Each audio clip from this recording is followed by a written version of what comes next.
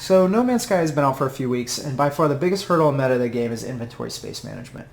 A large task is actually just collecting resources to upgrade either your gear or sell for in-game currency known as units. And each upgrade to either your exosuit, ship, or multi-tool takes up an inventory slot in each of those respective sections of the game. Each piece has a max inventory slot available, and in this case for ships, what we're talking about in this video, it has a max of 48 available slots.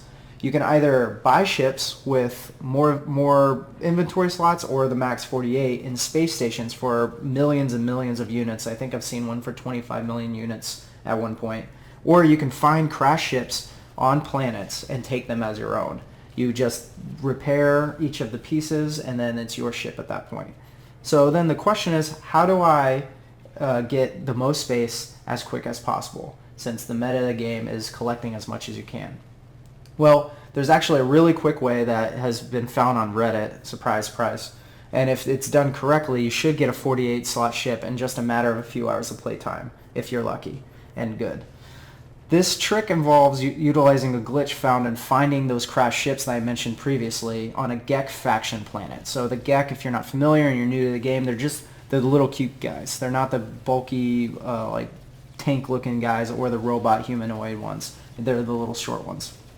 If you're going to need to find a system that's controlled by Gek, usually what I do is either go to the planet and just find an outpost and look who's sitting inside, or even simpler, once you warp to a new system, go into the space station and see if there's anyone monitoring the computers inside the space station. That'll tell you what race or faction is controlling that system. So once you have that, you're going to go to a planet and just follow the normal procedure of finding a crashed ship. And when you're on that system and you're in the system and on the planet, find the orange beacons that are they're usually at outposts or shelters, or they can be found randomly on the planet. So those beacons, those orange beacons, take bypass tokens for currency, which are really cheap to make, so that doesn't have a hurt on any of your resources. And once you activate the beacon using the bypass token, you're going to select transmission out of the 4 options on the list. You're going to have to do this until you get transmission tower from it. You can use the same orange beacon over and over and over again, though, until you get this. So if you get something like Outlook or Beacon, just keep putting in tokens until you get transmission tower as an option on your waypoint map. So once you have that, fly to the transmission tower, solve the riddle located in the main terminal inside the main large building.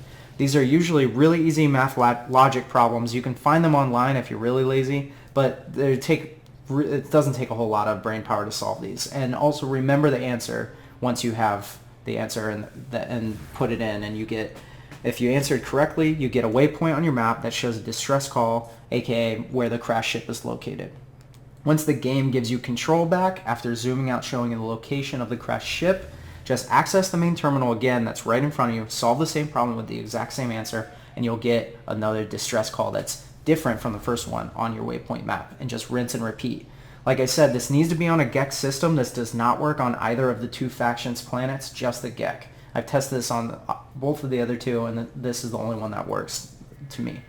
And it's that simple. Just repeat those steps over and over again until you have enough ships. I usually did about 20 at a time, and it took me just a few runs to go from 18 slot ship to a 48 slot ship. And then I even had 2 or 3 48 slots waiting for me as well to pick and choose. And the resources that you're going to need in order to fix a ship, if you want to take it over control of it and abandon your old one, is iridium, zinc, plutonium, and iron. You only need to repair launching and the pulse engine to actually fly around the planet, but you only need to fuel the launch. So you don't need to fuel the pulse engine. You're not going to be leaving the planet as you're doing this. And that's about it.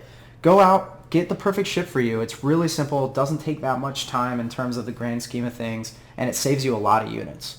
So thanks for checking this video out, guys. I hope it helps. Hope that your day is beer and Skittles, and as always, thanks for tuning in.